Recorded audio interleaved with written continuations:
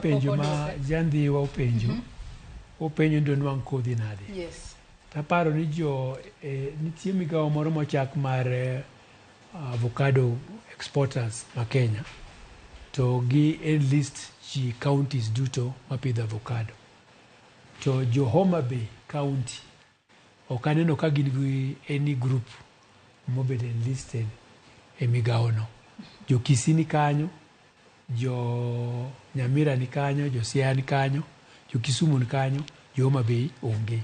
Koro gima dawach ni jandhiwa en ni mondo tem ogo milome ni jowetene manyalo pidho avocado mondo gi form group. Ka giseformo group to koro wanyalo tudo gi ng'ama nyalo kelo negi avocado nikech ka en ng'at achiel to transport cost ginene nengo mar ting'o avocado ka avocado tin mtoka mondo chop nyaka Ndhiwa dhi bedo matek. To ka gin ji mang'eny to koro ginyalo neno ka ginywako ni transport mondo transport nengo mar transport odhi piny. To ginyalo nwang'o avocado ka gibiro Siaya, wabiro bedo Siaya chieng' tarik 30 avocado no bedie. Tie nyaminwa moro ma Mbita en nyocha onyisa ni mondo ater ne avocado. Wabiro tero ne avocado nyaka Feri Lwanda kotieno to dhi nyaka Mbita. Koro mano to watimo mana local level. Lakini jandhiwa formuru group. Nadwa medo wacho ni ji duto abo kwayogi ni ka ginyalo goyo sim e ofis mag Kalro. Kalro seche moko nyalo konyogi kelo gigo machiegni.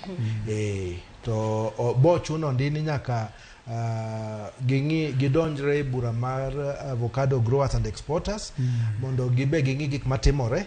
Kaeto ka gidwaro gik moko kaka kodhi, kaka yath, kaka training, to ginyalo post kanyo to yudo yo mikonyo gigo e yo mayot.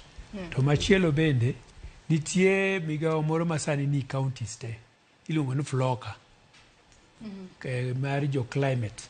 Taneno ka ji dwa na pidho omuogo gi rabuon to ok gipar wach mar avocado.